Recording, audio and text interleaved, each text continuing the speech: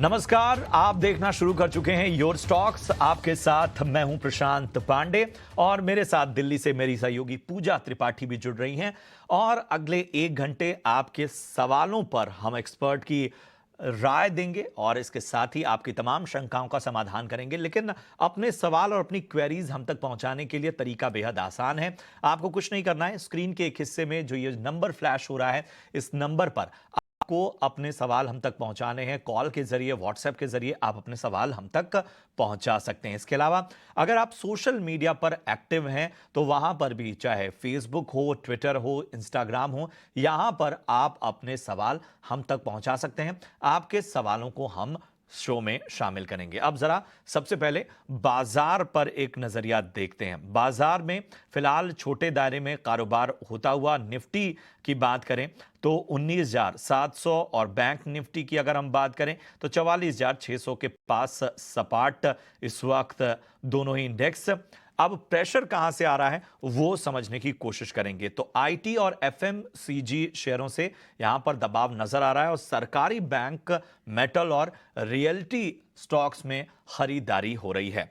चलिए, आज आपके सवालों का जवाब देने के लिए और बाजार पर एक्सपर्ट राय देने के लिए हमारे साथ दो खास मेहमान हैं। एंजल वन की स्नेहा सेठ हमारे साथ हैं और प्रॉफिट सिक्योरिटीज के अविनाश गोरक्षकर साहब हमारे साथ हैं। आप दोनों को बहुत बहुत स्वागत आप दोनों का। सबसे पहले स्नेहा, मैं आपके पास आना चाहूंगा। बाजार में हम देख रहे हैं दोनों ही इंडेक्स में आज सपाट कारोबार, हालांकि दोनों ही अहम लेवल्स पर इस वक्त बरकरार। यहां से बाजार को किस तरह से देख रही हैं आप? Very good morning.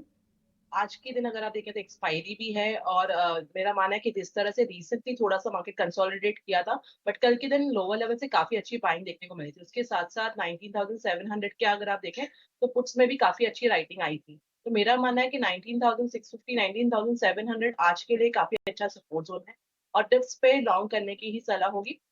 मेरा मानना है करके कि यहाँ से तेजी आ सकती है और ऑन द हायर साइड 19,800 का level will be to watch out. वो लेवल एक रेजिस्टेंस है, बट मुझे लग रहा है करके कि यहाँ से डिप आती है तो लॉन्ग करके चल सकते हैं। बैंकिंग इंडेक्स में इंटरेस्टिंग ये था करके कि ड्यूरिंग द सीरीज हमने काफी अच्छे पोजीशन देखे थे और हालांकि रोल ओवर्स आज के दिन थोड़े से कम दिख रहे हैं। तो मुझे लग रहा है करके कि एक शॉर्ट कवरिंग की मूव यहाँ पे भी आने की पॉसिबिलिटी है। तो आई वुड से करके कि यहाँ पे अगर आज के specifically for the expiry day किसी को ट्रेड करना है तो आपको कोई टिप्स आती है तो वहां पे आप एट दी मनी के कॉल ऑप्शंस बाय करके ट्रेड कर सकते हैं।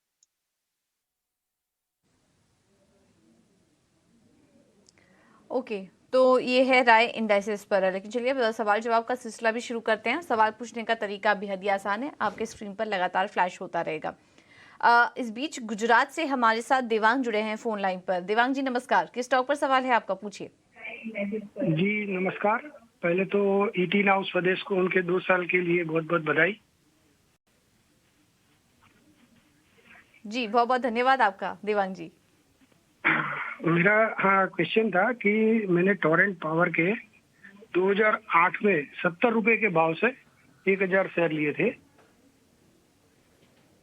और 2008 में और दो तो और क्वेरी है। अरविंद के भी जी। मैंने 2,000 शेयर लिए थे कोरोना के बाद, वो 29 रुपीज के थे। स्टर्लिंग के? Arvind Sterling and Wilson. Arvind के, ओके जी। और अशोक लेलैंड के 10 अरविंद रुपए का के किस 2,000। लेवल पर लिया था आपने? ये कोरोना के बाद 29 रुपीज में 2,000 शेयर लिए थे। ठीक है जी। अशोक लेलैंड पे भी सवाल है आपका? जी, तीनों क्वेरी है मेरी। ठीक है, अशोक लेलैंड के भी लेवल्स बता दीजिए। 2008 में 10 रुपए में लिए थे 2,000 शेयर। बढ़िया, बेहतरीन लेवल्स पर एंट्री की है। लॉन्ग टर्म निवेशक है sir. Devang ji, if you don't mind, आपकी आयु क्या है, क्या एज है आपकी, कब से आप बाजार में पैसा लगा रहे हैं? हाँ, मैं अभी 50 साल का हूँ और मैं अरविंद में ही जॉब कर रहा था। 22 साल मैंने अरविंद में जॉब किया है। अच्छा अच्छा। लेकिन स्टॉक सिलेक्शन काफी बेहतरीन है आपका, ये तो कहना होगा। और सबसे अच्छी बात है लॉन्ग टर्म इन्वेस्टर हैं, 50 साल की एज है, ज़्यादा कुछ एज नहीं है आपकी और इतने समय से आपने मार्केट को टाइम दिया है, क्लियरली उसका फ़ायदा यहाँ पर देखिए हो रहा है। टोरेंट पावर, अरविंद, अशोक लेलैंड 10 रुपये पे लिया था, तो इतना समय जो दिया है तो अच्छी खासी वेल्थ आपकी क्रिएट हो चुकी है। इसमें अविनाश जी आप ही सजेस्ट करिए, लॉन्ग टर्म निवेशक हैं, शानदार गेन हो रहा है तीनों ही स्टॉक में इनको, अभी क्या करें? कुछ बदलाव करने की राय देंगे पोर्टफोलियो में या फिर इन्हीं स्टॉक्स के साथ इनको कंटिन्यू करना चाहिए? नहीं बिल्कुल पूजा गुड मॉर्निंग। देखिए तीनों स्टॉक्स इन्होंने जो खरीदे हैं वो बहुत ही बेहतरीन है। पहला स्टॉक तो टोरेंट पावर उन्होंने बोला 70 रुपीज में लिया है। अशोक लेलैंड उन्होंने लिया है। तीसरा शेयर मुझे याद नहीं, तीसरा शेयर कौन सा लिया था इन्होंने? अशोक लेलैंड, टोरेंट पावर और अरविंद लिया था इन्होंने 30 रुपए के आसपास। हाँ, तो देखिए तीनों स्टॉक्स में ये पोजीशंस होल्ड कर सकते हैं, लेकिन मेरा मानना है कि देखिए अभी तो ऑलमोस्ट मल्टी गेन हो चुका है, तो यहाँ पे मैं समझता हूँ कि कम से कम थोड़ा-सा मुनाफ़ा वसूल कर ले, क्योंकि क्वांटिटी भी इनकी काफ़ी बड़ी है और मार्केट में एक कहावत है कि आपको अपना कैपिटल ऑलवेज़ रोटेट करना है, नई कंपनीज़, नई सेक्टर्स में आपको निवेश करना है क्योंकि वहीं से अल्फ़ा बनता है। तो at one point definitely appreciation काफ़ी ज़्यादा है, तो थोड़ा-सा मुनाफ़ा वसूल कर ले, अपनी कैपिटल कॉस्ट निकाल ले, बैलेंस क्वांटिटी ऑफ शेयर्स तो वैसे भी फ्री हो जाएंगे और जो एडिशनल पैसा बनेगा वो दूसरे कोई सेक्टर्स में डाले, जैसे बैंकिंग है, उसके बाद ऑटो कंपोनेंट्स है, कैपिटल गुड्स है। तो डेफिनेटली मेरे ख्याल से 50% एटलीस्ट ये अगर बुक करते हैं और बैलेंस 50% ये होल्ड करें तो मेरे ख्याल से अच्छी अच्छी स्ट्रैटेजी रहेगी। ठीक है, तो यहां पर आपको विस्तृत राय मिलती हुई। चलिए बढ़ते हैं आगे। अगले कॉलर हमारे साथ दीपक हैं, उत्तराखंड से जुड़े हैं। दीपक गुड मॉर्निंग। उत्तराखंड में कहां से हैं आप, पहले ये बताइए और उसके बाद अपना सवाल पूछिए। सर मैं रुड़की से हूँ। जी जी, पूछिए अपना सवाल। सर मेरे पास पीएफसी के 50 शेयर हैं 308 के भाव में। 308 के भाव पे इन्होंने हाँ, पीएफसी के शेयर लिए हैं। थोड़ा ऊपरी स्तर पर आपने खरीदारी की है। चलिए आपको इस पे राय दिलवाते हैं। अविनाश जी बताएं, पीएफसी में क्या करना चाहिए? 308 रुपए के भाव पे इन्होंने ये खरीदारी की है। नहीं, मेरे ख्याल से देखिए अगर इनका नजरिया साल 1.5 साल का है तो सारी शेयर्स जो पावर रिलेटेड है, जैसे पावर डिस्ट्रीब्यूशन हो गया, पावर फाइनेंसिंग हो गया, मुझे लग रहा है कि पावर एक अच्छा थीम रहेगा अगले साल 1.5 साल के लिए। और जिस प्रकार से डिमांड आ रही है पावर के लिए, पावर फाइनेंसिंग प्रोजेक्ट्स के लिए, पीएफसी के लिए भी मुझे लग रहा है कि अच्छी खासी कमाई होगी। नजरिया आपका साल 1.5 साल का है तो यहाँ पे निवेशित रहिए, थोड़ा सा अगर हो सके तो एवरेज भी करिए, लेकिन डेफिनेटली ग्रोथ प्रोस्पेक्ट्स यहाँ पे काफी अच्छे हैं। अगर आपको 12 to 15 मंथ्स का टाइम फ्रेम रखना है तो अच्छा रिस्क रिवॉर्ड मिल सकता है।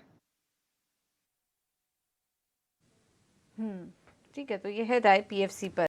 अगला सवाल ले लेते हैं। हमारे साथ हमारे पास फेसबुक पर आया है, सुरेश जी ने सवाल भेजा है, दिल्ली से हैं ये, और अदानी पावर इन्होंने लिया हुआ है 400 शेयर्स, 207 की खरीद है अदानी पावर पर।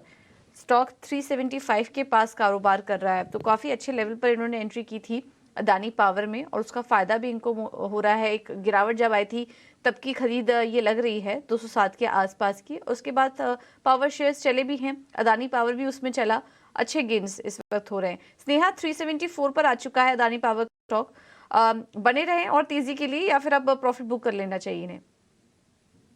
मुझे मेरा मानना है कि इसे होल्ड करें, बिकॉज़ अगर आप देखें तो काफ़ी अच्छी स्ट्रेंथ दिखी है रिसेंटली। अगर आप देखें तो 260 से ये स्टॉक ने तेज़ी किया है एक अच्छे वॉल्यूम्स के साथ।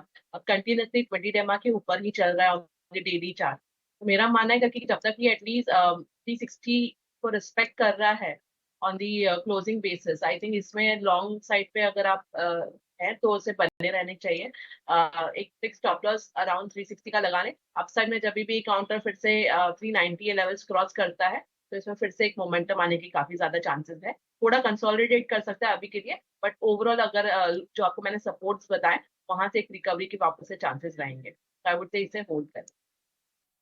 अदानी पावर में होल्ड करने की आपको सलाह मिलती हुई। चलिए बढ़ते हैं आगे।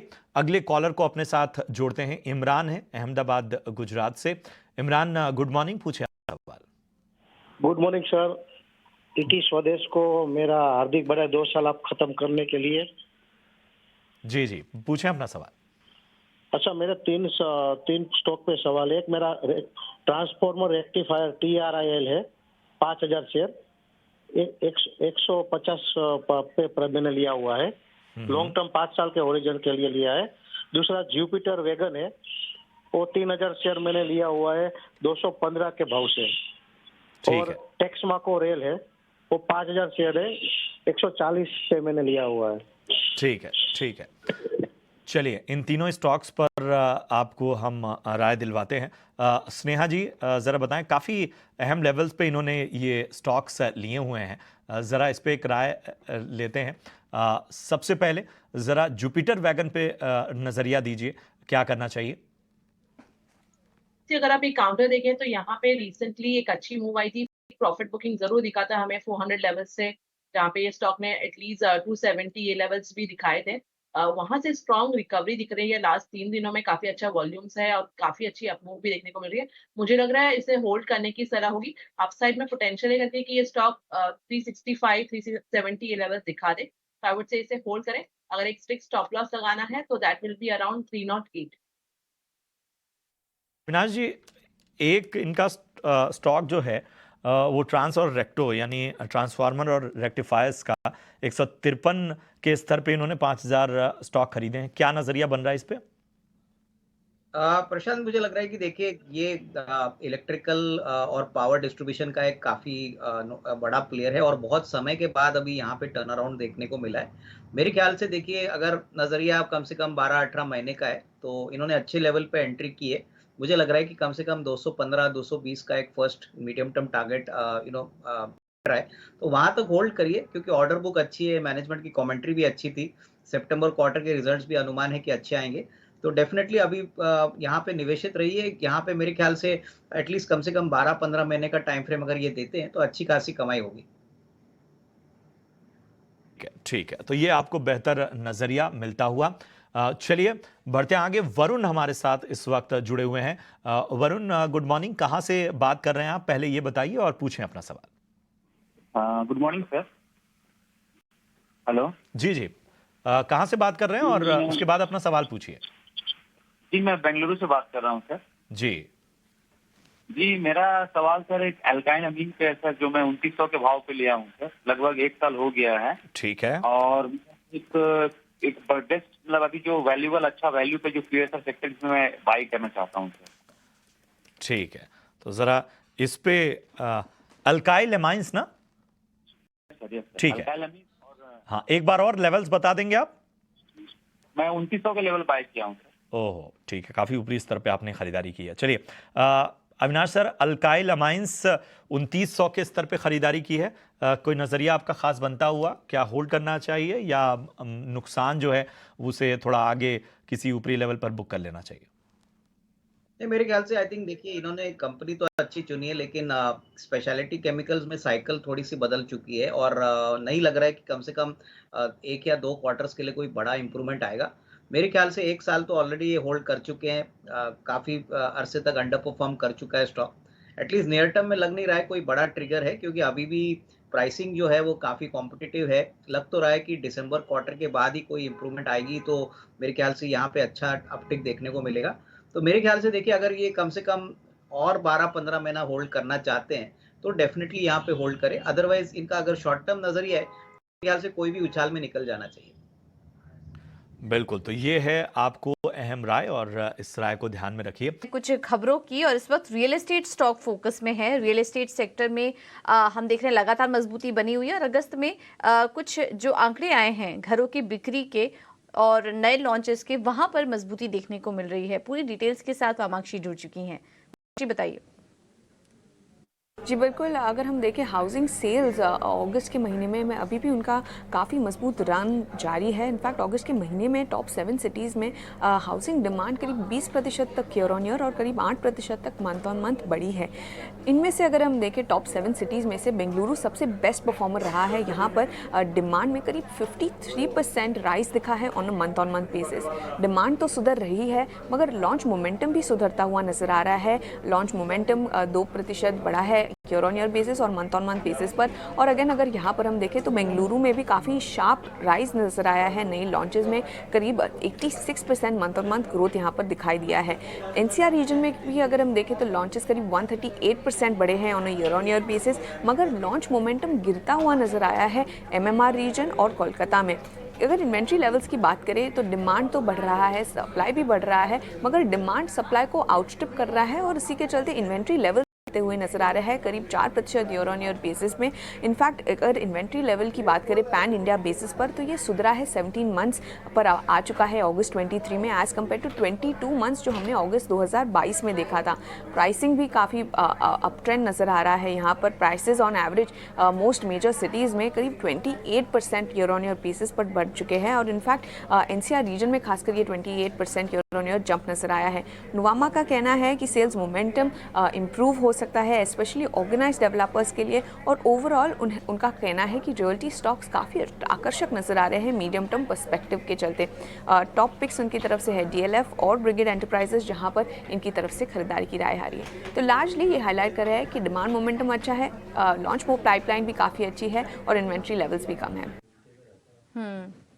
बिल्कुल, बहुत बहुत शुक्रिया आपका मामाक्षी ये सारी जानकारी देने के लिए। तो रियल एस्टेट सेक्टर पर बुलिश तमाम ब्रोकरेज हाउस भी हैं, डीएलएफ और ब्रिगेड अच्छा लग रहा है और इसके अलावा मजबूत मांग भी बनी हुई है। देख रहे हैं कि डिमांड जो है वो अब सप्लाई को ओवरकम करते जा रहा है और इसी वजह से हम देख रहे हैं कि इन तमाम स्टॉक्स में अच्छी तेज़ी भी देखने को मिली थी हाल फिलहाल। अविनाश जी, रियल एस्टेट सेक्टर पर क्या व्यू बन रहा है आपका और कौन सी कंपनियां अच्छी लग रही हैं आपको? पूजा, मुझे लग रहा है कि देखिए बड़े प्लेयर्स में मैं समझता हूँ कि डीएलएफ है, उसके बाद ओबेरॉय रियल्टी है। ये ऐसी कंपनीज है जहाँ पे ऑर्डर बुक काफ़ी स्ट्रांग है, रेवेन्यू विजिबिलिटी अगले साल 1.5 साल के लिए बहुत अच्छी है, प्लस इन्वेंट्री सेल्स इनकी काफ़ी अच्छी तरह से बढ़ी है। छोटी कंपनीज में हमको लग रहा है कि ब्रिगेड एंटरप्राइजेज जो बैंगलोर बेस्ड है और अनंतराज जो गुड़गांव बेस्ड है, मेरे ख्याल से ये कंपनीज पे फोकस करें। मुझे लग रहा है कि दूसरे तिमाही के रिजल्ट्स बहुत ही स्ट्रांग आएंगे और कमेंट्री आने के बाद इसमें शायद और थोड़ी री-रेटिंग आ सकती है, क्योंकि despite interest rate hikes inventories काफ़ी अच्छी तरह से बिक रही है। तो ये 2-3 कंपनीज है जहाँ पे इन्वेस्टर्स को फोकस करना। ठीक है, तो यहां पर एक बेहतर नजरिया अविनाश जी की ओर से आपको मिलता हुआ। बढ़ते हैं आगे और अब बारी अपने खास सेगमेंट की और इसका नाम है ऑप्शन के champion.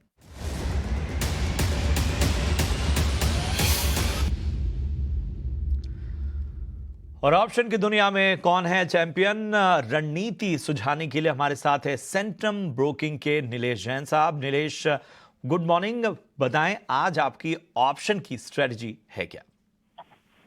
Very good morning to you. Option की स्ट्रेटेजी लॉन्ग साइड में है, बुल कॉल स्प्रेड यहाँ पे मैं रेकमेंड कर रहा हूँ। एलएनटी में बहुत ही शानदार यहाँ पे ब्रेकआउट हमें देखने को मिल रहा है, बेहतरीन स्ट्रक्चर है, लगातार यहाँ पे एक high top and high bottom formation देखने को मिला है। साथ ही साथ आज fresh all time high levels achieve हुए हैं एलएनटी में, तो 3040 के आसपास भी फिलहाल उसके ऊपर निकल चुका है। पिछले कुछ एक मिनटों में काफी अच्छा स्पर्ट भी देखने को मिला है। तो यहाँ पे एक स्ट्रेटेजी होगी अक्टूबर सीरीज के लिए। मेरा ये मानना है कि एलएनटी 3100 से लेके 3150 के पार जाने की काबिलियत रखता है। तो यहाँ पे बुल कॉल स्प्रेड रेकमेंड करूंगा, जहाँ पे एक लॉट 3040 का कॉल ऑप्शन खरीदना है, जो कि लगभग 75 से 80 के रेंज में चल रहा है, और उसके सामने एक लॉट 3100 का कॉल ऑप्शन बेचने की सलाह होगी, जो 50 रुपए के आसपास है। तो टोटल आउटफ्लो जो होगा वो 25 रुपीज का होगा, और इस पर्टिकुलर आउटफ्लो में एक स्टॉप लॉस भी लगा के चल सकते हैं 10 रुपीज का। और in rupees term maximum reward ये स्ट्रेटेजी में जो हो सकता है होगा 10,500 रुपीज का, और मैक्सिमम रिस्क यहाँ पे होगा 4,500 का।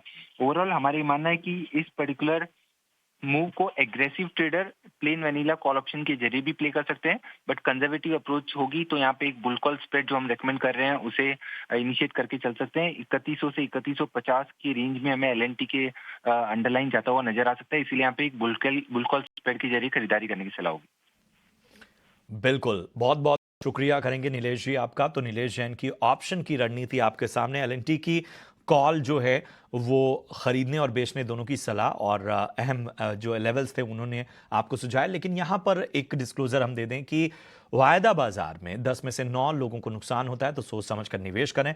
आपके सामने तमाम आंकड़े पेश हैं।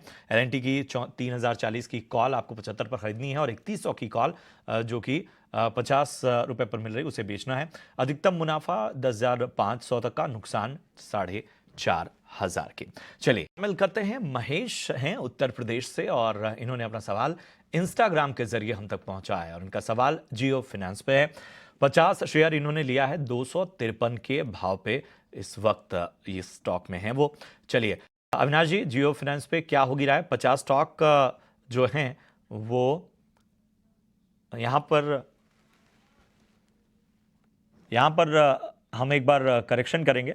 जियो फाइनेंस के शेयर, जी हाँ, ये है आपकी स्क्रीन पर, 253 का भाव है, 50 है शेयरों की संख्या। अविनाश जी, क्या करना चाहिए जियो फाइनेंस में? प्रशांत, मुझे लग रहा है कि देखिए अभी अभी लिस्ट हुआ है ये स्टॉक। अगर नजरिया 1.5-2 साल का है तो जैसे मैंने पहले भी आपके शो पे कहा है कि ये एक ऐसी कंपनी है जो अगले 1.5-2 साल में फाइनेंशियल सर्विसेज सेगमेंट में बहुत बड़ा डिस्ट्रप्शन करने वाली है। ऑलरेडी इनके पास करीबन 45 करोड़ जियो के कस्टमर्स है और हर तरीके के फाइनेंशियल सर्विसेज में ये उतरने वाले हैं। ऑलरेडी ब्लैक रॉक के साथ उन्होंने एक करार किया है एएमसी बिजनेस के लिए। तो मुझे लग रहा है कि अगर 1.5-2 साल का नजरिया लेके ये इन्वेस्टेड रहते हैं तो अच्छी खासी कमाई होगी। थोड़ा सा टाइम यहाँ पे देना जरूरी है क्योंकि मेरे ख्याल से साल भर के बाद ही हमको पता चलेगा कि बिजनेस कितना हुआ है, कमेंट्री क्या है। तो आई थिंक डेफिनेटली यहाँ पे स्टे इन्वेस्टेड और लॉन्ग टर्म अच्छा पैसा बनने का पोटेंशियल है। ओके, तो लॉन्ग टर्म के लिए बने रहने की राय जियो फाइनेंशियल्स पर। नासिक से महेश जी जुड़े हैं हमारे साथ। महेश जी नमस्कार, किस टॉप पर सवाल है आपका, पूछिए। GVK power. जीवीके पावर किन लेवल्स पर लिया था आपने? 5.25 रुपए, 5 रुपए 25 पैसे। ठीक है, ओके, तो आपको राय दिलवा देते हैं। वैसे महेश जी, आप लकी हैं कि जीवीके पावर जैसे स्टॉक में आपको मुनाफा हो रहा है, क्योंकि ऐसे स्टॉक्स पर हम जल्दी रिकमेंड नहीं करते हैं दर्शकों को, क्योंकि पेनी स्टॉक्स हैं। इनके फंडामेंटल्स से रिलेटेड भी काफ़ी सारी चुनौतियां होती हैं, तो राय तो नहीं देते। लेकिन क्योंकि आपको फ़ायदा हो रहा है, आपने थोड़े निचले लेवल्स पर एंट्री कर लिए स्टॉक में। हम जब पावर शेयरों की बात कर रहे हैं, सभी में तेज़ी थी, जीवीके पावर में भी इस तरह की तेज़ी हमने देखी और लगातार अपर सर्किट लग रहा है। मौजूदा स्तर पर स्नेहा आपसे राय लेना चाहेंगे, निकल जाएं स्टॉक से? अब 11 रुपए पर आ चुका है, थोड़ी और तेजी के लिए रुक सकते हैं या फिर अब निकल जाना चाहिए? और अगर कुछ स्टॉप लॉस लगाना है तो भी इन्हें सजेस्ट कीजिए। अगर आप काउंटर देखें तो कंटिन्यूसली आप देखेंगे कि सर्किट तो लग ही रहा है इसमें। मेरा मानना अगर आपने इतना चांस दिया ही है तो 8 रुपीज का एक स्ट्रिक्ट स्टॉप लॉस लगा के होल्ड करें। अगर 8 के नीचे कभी भी जाता है तो इसे निकाल दें। जब तक इसके ऊपर इस तरह की स्ट्रेंथ दिखती जा रही है तब तक आप होल्ड करें, पर जब भी 8 के नीचे जाता है तो इसे बिल्कुल भी ना होल्ड करें और एग्जिट कर दीजिए। ठीक है, तो ये राय आपको जीवीके पावर पर स्नेहा जी की तरफ से आती हुई। चलिए बढ़ते हैं आगे। अगले कॉलर हमारे साथ करणवीर सिंह जुड़े हुए हैं। करण, कहां से आप बातचीत कर रहे हैं और इसके बाद अपना सवाल भी पूछिए। गौरव सिंह, दिल्ली एनसीआर से बोल रहे हैं जी, गाजियाबाद से। जी जी। और ट्राइडेंट के ऊपर मैं थोड़ा पूछना था। तो ट्राइडेंट में क्या पोजीशन है आगे? ठीक है, कितने लेवल पे आपने एंट्री ली थी? ये 37.8 का है मेरा। ठीक है, ठीक है। कितने स्टॉक हैं आपके पास? अभी मेरे पास 3,500 है। 3,500 स्टॉक ट्राइडेंट के और 37 रुपए पे इन्होंने खरीदा हुआ है। एक बार अविनाश जी बताएं, ट्राइडेंट में क्या करना चाहिए? नहीं, मुझे लग रहा है कि प्रशांत, नजरिया आगे इनको कम से कम नेक्स्ट 6 to 12 मंथ्स रखना है। देखिए वैसे तो लो प्राइस स्टॉक है टेक्सटाइल स्पेस में।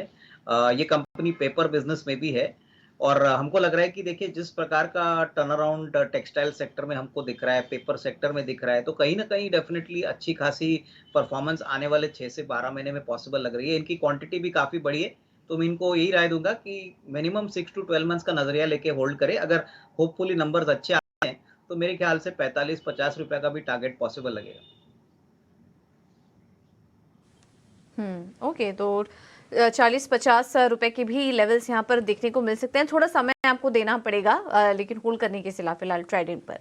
आगे बढ़ते हैं और अब फोकस करते हैं एक और स्टॉक पर, MCX। आज ये स्टॉक भी एक्शन में और लगातार स्टॉक में तेजी बनी हुई है और अब खबर आ रही है कि कंपनी ने अब ऑफिशियल अनाउंसमेंट कर दी है कि वो 3 अक्टूबर से नए ट्रेडिंग प्लेटफॉर्म पर शिफ्ट हो जाएंगे। ये ऑफिशियल घोषणा कंपनी की तरफ से रिकॉर्ड लेवल्स पर एमसीएक्स इस वक्त कारोबार कर रहा है। और ज़्यादा जानकारी के लिए हमारे साथ माफ़ कीजिएगा विष्णु मोहन जुड़ चुके हैं। विष्णु मोहन बताइए। एमसीएक्स काफी लंबे समय से इंतजार भी चल रहा था। एमसीएक्स के बोर्ड ने 2021 में ही टीसीएस को कॉन्ट्रैक्ट दे दिया था कि अब टीसीएस ट्रेडिंग प्लेटफॉर्म को संभालेगी, वो सर्विस देगी और 63 मून्स को एक्सटेंड किया गया था नौकरी बैकअप के लिए। लेकिन उसके क्योंकि 2014 में 63 मूव्स के साथ करार हुआ था सितंबर 2014 में और उनका करार खत्म हो रहा था सितंबर 2022 में। इससे पहले नए ट्रेडिंग प्लेटफॉर्म के लिए टीसीएस की तलाश हुई थी पूरी और बोर्ड से मंजूरी भी मिली थी, लेकिन टीसीएस के प्लेटफॉर्म लॉन्च करने में देरी हो रही थी। इसकी वजह से 63 मूव्स का जो कॉन्ट्रैक्ट था वो लगातार एक्सटेंड हो रहा था। तो इस बार जून में जो कॉन्ट्रैक्ट खत्म हो रहा था जून 2023 में, उसे अब बढ़ाकर 63 मूव्स के लिए दिसंबर 2023 कर दिया गया है। हालांकि अब फैसला आ चुका है, सर्कुलर जारी हो चुका है कि एमसीएक्स का जो नया ट्रेडिंग प्लेटफॉर्म है वो 3 अक्टूबर से शुरू हो जाएगा, लेकिन बैकअप के तौर पर 63 मूव्स की जो सर्विस है वो दिसंबर तक जारी रहेगी। यानी अब अगले हफ्ते से 2 अक्टूबर को हालांकि कारोबार बंद है, इसलिए 3 अक्टूबर से शुरुआत हो रही है। उससे पहले जो कल का दिन होगा वो काफ़ी अहम होगा। कल के दिन का जो ट्रेडिंग आवर्स जो खत्म होंगे उसके बाद नया सॉफ्टवेयर इंस्टॉल करने के लिए मेंबर्स को कहा जाएगा और कल जो भी पेंडिंग ऑर्डर होंगे वो ट्रेडिंग के आखिरी आवर्स में उसे कैंसिल कर दिया जाएगा। तो ये कुछ अहम अपडेट एमसीएक्स की तरफ से कहे गए हैं। और 2 तारीख जो छुट्टी का दिन है उस दिन एक मॉक ट्रेडिंग भी मेंबर्स के लिए रखा गया है, ताकि जितने भी सॉफ्टवेयर से रिलेटेड जितने भी इशूज़ हो, किसी भी तरह की आपको परेशानी हो, कुछ जानना हो, फीडबैक की देना हो, आप 2 तारीख को ही आप उसे सुलझा ले। और 3 तारीख को सुबह 6 बजे से यानी अर्ली लॉगिन की सुविधा यहाँ पर हो जाएगी मेंबर्स से। और एमसीएक्स ट्रेड स्टेशन और मेंबर कंट्रोल सिस्टम 30 सितंबर से आपके लिए उपलब्ध हो जाएगा। और मल्टी मैट एलटीपी स्प्रेड और स्प्रेड आईओसी और कॉम्बिनेशन ऑर्डर, ये इस तरह के जो कुछ ऑर्डर्स है वो फिलहाल यहाँ पर संभव नहीं हो पाएगा। और किसी को कुछ बदलाव करने की ज़रूरत हो, आईपी एड्रेस वगैरह में बदलाव करना हो, तो आपको इससे एक कारोबारी दिन पहले ही ये आपको अर्जी देनी पड़ेगी। और जो भी नेट पोजीशन और मार्जिन से जुड़े हुए जितने भी फंक्शन हैं उसके लिए भी आपको बैंक्स एप्लीकेशन जो है इनकी, उसके ज़रिए आपको जाना पड़ेगा। साथ ही जो इंस्टीट्यूशनल ट्रेडिंग होती है और इससे जुड़े हुए जो भी मंजूरी होती है वो भी बैंक्स एप्लीकेशन के जरिए होता है। तो यानी एक्सचेंज ने पूरा टाइम दिया है, मॉक ट्रेडिंग के लिए भी पूरा टाइम दिया है। काफ़ी लंबे समय से मॉक ट्रेडिंग भी चल रही थी, पूरी ठोक बजा के कंप्लायंस से जुड़े हुए जितने भी मंजूरियाँ थी वो मंजूरी मिलने के बाद अब इसे लॉन्च करने का 3 अक्टूबर से फैसला किया गया था। और ये हमने कल ही बता दिया था, कल दिन के दौरान भी बताया था, शाम में भी बताया था कि इस हफ्ते जारी हो सकता है सर्कुलर। और कल लेट नाइट 11 बजे के आसपास उनकी तरफ से सर्कुलर भी आ गया था। जी बिल्कुल, तो ईटी नाउ स्वदेश की खबर पर मुहर लग चुकी है और हमने आपको कल ही जानकारी दे दी थी कि इससे जुड़ी औपचारिक घोषणा इस हफ्ते हो सकती है और कल देर रात इसकी अनाउंसमेंट हुई। एमसीएक्स काफ़ी समय से फोकस में है, आज भी इस खबर के चलते 7% की तेज़ी देखने को मिल रही है। और पिछले पूरा महीने का अगर हम चार्ट देखेंगे तो करीब 470 अंकों की तेजी एमसीएक्स दिखा चुका है, लगातार अप ट्रेंड में और अब रिकॉर्ड लेवल्स के आसपास एमसीएक्स का स्टॉक कारोबार कर रहा है। एक बार फंडामेंटल ले लेते हैं। अविनाश जी, एमसीएक्स कैसा लग रहा है आपको? ये नया लॉन्च कितना बड़ा इवेंट है कंपनी के लिए? मौजूदा स्तर पर शेयरधारकों को क्या सलाह देंगे एमसीएक्स में? पूजा, मुझे लग रहा है कि देखिए नया प्लेटफॉर्म लॉन्च हुआ है तो ऑब्वियसली एक्सपेक्टेशंस है कि वॉल्यूम में काफ़ी अच्छा इजाफा होगा। और वैसे भी एमसीएक्स कमोडिटी के बिजनेस में मार्केट लीडर है।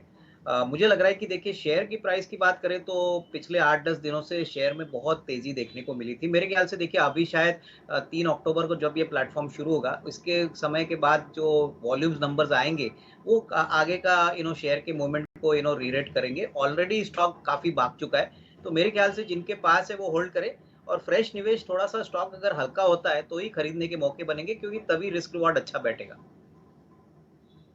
ठीक है, तो यहां पर आपको खास रणनीति की सलाह। बढ़ते आगे, धर्मेंद्र हैं दिल्ली से हमारे साथ जुड़े हुए। धर्मेंद्र जी नमस्कार, पूछे अपना सवाल। Hello, good afternoon, good morning, sorry. Basically मेरे पास सुज़लॉन के एंड डेटामेटिक्स के शेयर हैं 500। सुज़लॉन के शेयर हैं मेरे पास 500 एट द प्राइस ऑफ 14.85।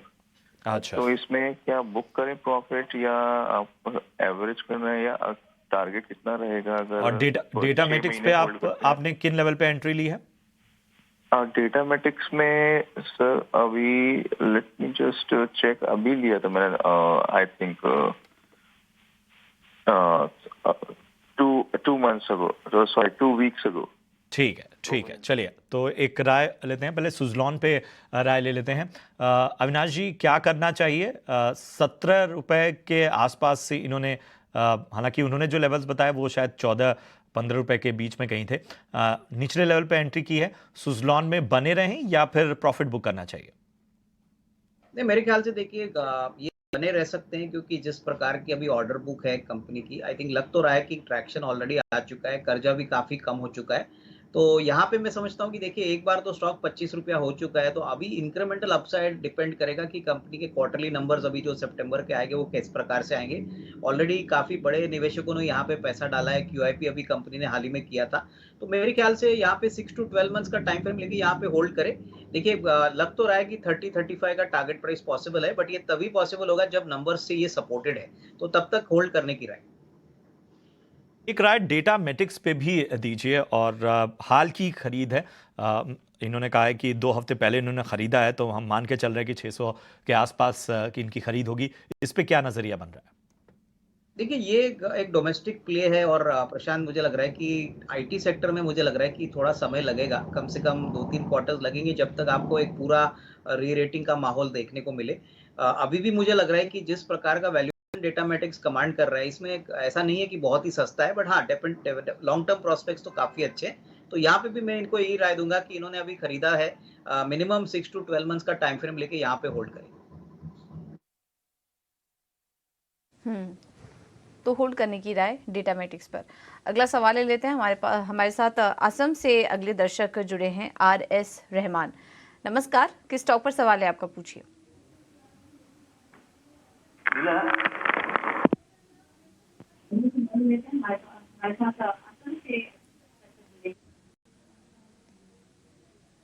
जी रहमान जी, आपको आवाज आ रही है? अपना टीवी का वॉल्यूम बंद कर दीजिए। वॉल्यूम कम कर दो, ठीक है मैडम, ओके। हाँ, मेरे पास जेन टेक्नोलॉजी है 750 शेयर। रहमान जी, अपना सवाल पूछिए जी। हाँ।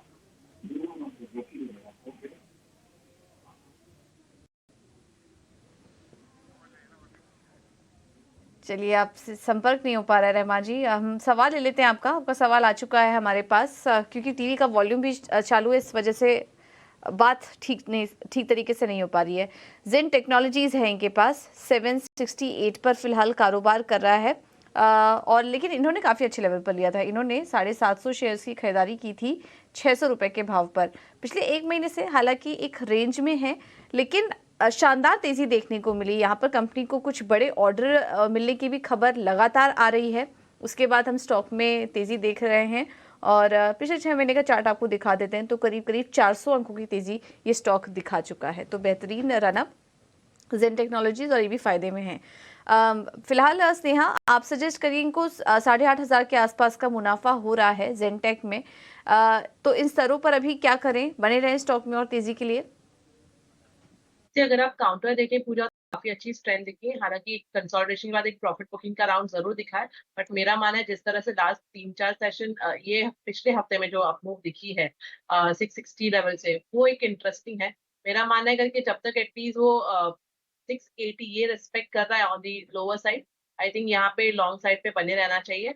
अगर जब भी काउंटर अभी का रिसेंट जो हाई था अराउंड 795 ये निकाल देता है, तो इसमें मोमेंटम काफी ज्यादा आप देखेंगे करके आ जाएगा, और फिर से जो रिसेंटली हाईज गया था अराउंड 860 ये लेवल्स भी देखने को मिल सकते हैं। फॉर मी आई थिंक यहाँ पे बने रहने की सलाह होगी। एक स्टिक स्टॉप लॉस जैसे मैंने आपको बताया अराउंड आप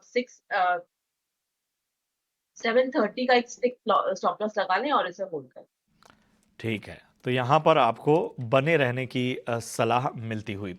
बढ़ते हैं आगे, और द्वारका शर्मा हमारे साथ हैं राजस्थान से। द्वारका जी, गुड मॉर्निंग। राजस्थान में कहाँ से हैं आप, और जानिए, आप पूछिए क्या जानना चाहते हैं। द्वारका जी, आप तक आवाज पहुंच रही है? लगता है कुछ तकनीकी खामी है जिसकी वजह से हमारा संपर्क टूट गया है, लेकिन उनका सवाल हमारे पास है। टेक महिंद्रा के 100 शेयर उन्होंने लिए हुए हैं, 900 के स्तर पे उन्होंने खरीदारी की है और फिलहाल जिन लेवल पे एंट्री की है उन लेवल से काफ़ी ऊपर स्टॉक का। और चलिए इस पे एक नज़रिया लेते हैं, और जाहिर सी बात है कि उन्होंने जिन लेवल पर किया हुआ है लॉन्ग टर्म इन्वेस्टर ही लग रहे हैं। क्या करना चाहिए अविनाश जी टेक महिंद्रा में?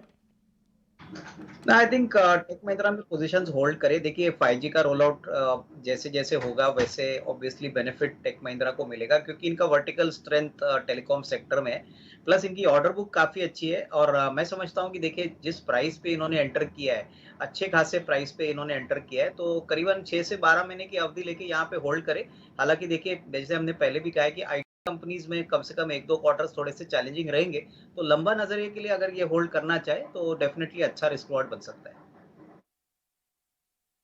पर आपको बेहतर संकेत आगे मिल सकते हैं, इसलिए बने रहने की आपको सलाह मिलती हुई। और एक सवाल आया है अहमदाबाद से सुरभि जी का। इनके पास कोचिन शिपयार्ड है, 50 1178 पर इन्होंने लिया हुआ है। कोचिन शिपयार्ड के थोड़े ऊपरी लेवल्स पर ले लिए हैं।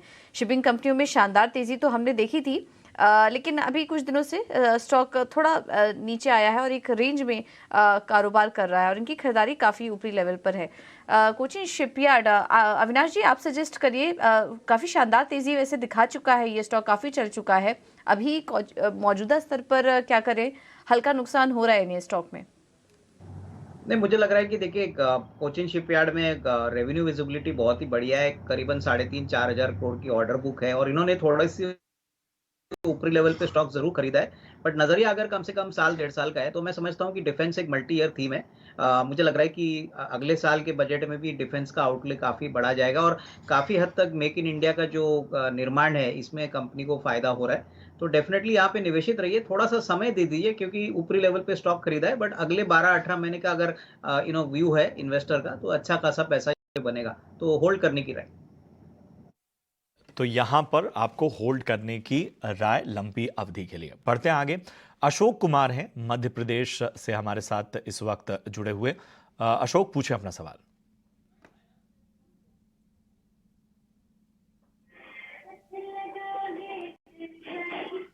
सर IRFC है मेरे पास से। हाँ, कितने के लेवल पे आपने खरीदा था? 26 रुपए। ठीक है, चलिए इस पे आपको राय दिलवाते हैं। 26 रुपए की खरीदारी है IRFC पे। स्नेहा जी क्या करना चाहिए?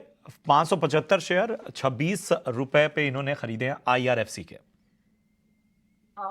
देखिए प्रशांत जी, अगर आप देखें तो ये काउंटर ने काफी अच्छी तेजी दिखाई है और जो वॉल्यूम्स है वो भी काफी अच्छे रहे हैं। जब भी तेजी आई है उसमें वॉल्यूम्स काफी अच्छे रहे, तो वो काफी इंटरेस्टिंग है।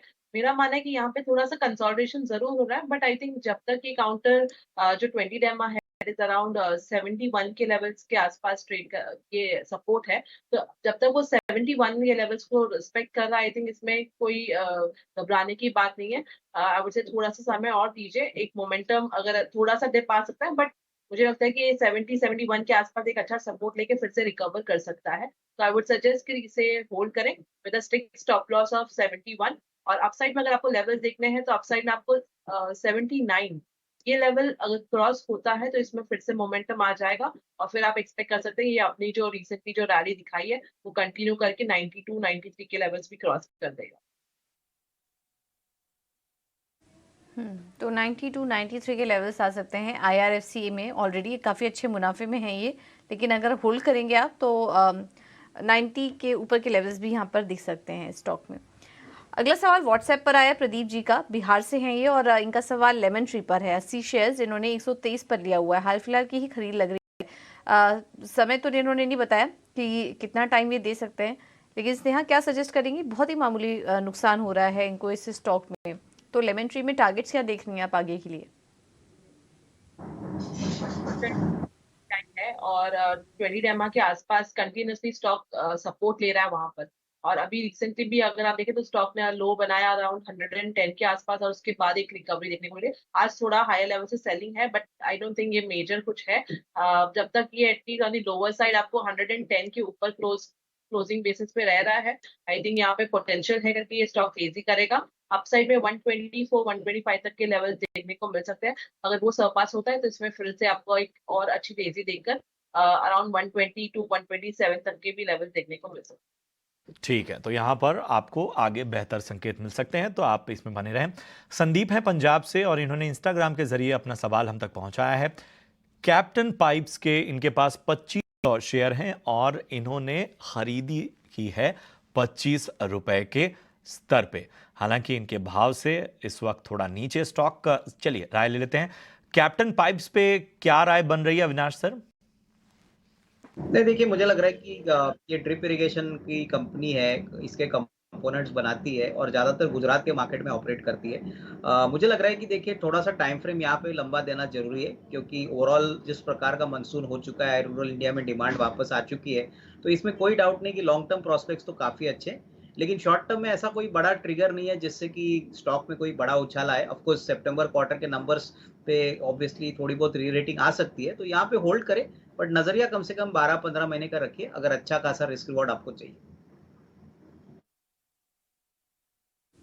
ओके, तो ये है नज़रिया कैप्टन पाइप्स पर। अगला सवाल ले लेते हैं। ये हमें आया है ट्विटर पर, महाराष्ट्र से रोहन जी का है। BLS इंटरनेशनल के स्टॉक है इनके पास, 450 शेयर इन्होंने 220 पर लिया हुआ था। मौजूदा भाव अगर देखें BLS इंटरनेशनल का, तो इन्हीं की खरीदारी के पास कारोबार कर रहा है। 254 रुपए के आसपास ये स्टॉक इस वक्त ट्रेड कर रहा है। लेकिन BSNL इंटरनेशनल में हमने देखा था अभी हाल फिलहाल में, जब कनाडा के वीज़ा सस्पेंशन की खबर आई थी, तो स्टॉक में गिरावट भी थी। इन्होंने थोड़े ऊपरी लेवल्स भी देखे होंगे, बट वहाँ से हमने देखा कि स्टॉक नीचे आ चुका है। अभी भी हालांकि मुनाफे में है, लेकिन स्नेहा क्या लग रहा है आपको, BLS इंटरनेशनल यहाँ से और टूट सकता है या फिर अभी रुक सकते हैं ये तेज़ी के लिए? आई बिलीव पूजा ये थोड़ा सा और करेक्ट होगा।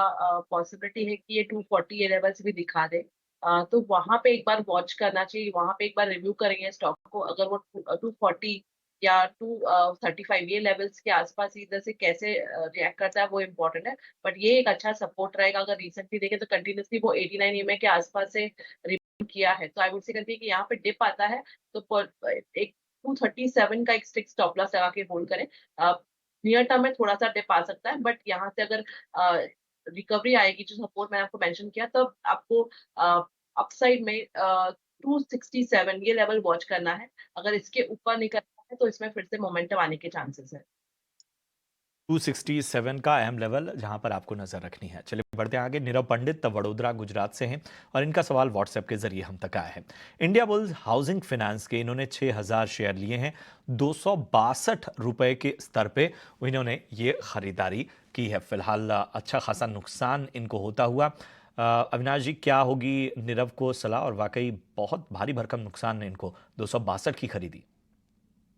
नहीं, मुझे लग रहा है कि देखिए जिस प्राइस पे इन्होंने एंटर किया है थोड़ा सा ऊपरी लेवल का है, तो मैं यही कहूंगा कि देखिए हाउसिंग फाइनेंस मार्केट में ट्रैक्शन अभी काफी पॉजिटिव है।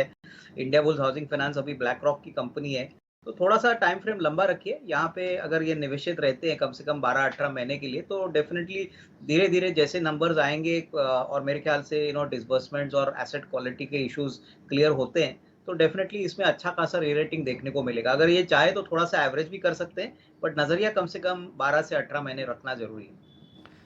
ठीक है, तो ये अहम सलाह आपको मिलती हुई। बहरहाल इसके साथ ही अपने दोनों खास एक्सपर्ट को हम शुक्रिया करेंगे। स्नेहा जी, अविनाश जी, आप दोनों का बहुत बहुत धन्यवाद शो में जुड़ने के लिए और हमारे आम निवेशकों को खास राय और विश्लेषण के साथ तमाम बातें रखने के लिए। फिलहाल मुझे और मेरी सहयोगी पूजा त्रिपाठी को दीजिए इजाज़त। आगे देखिए।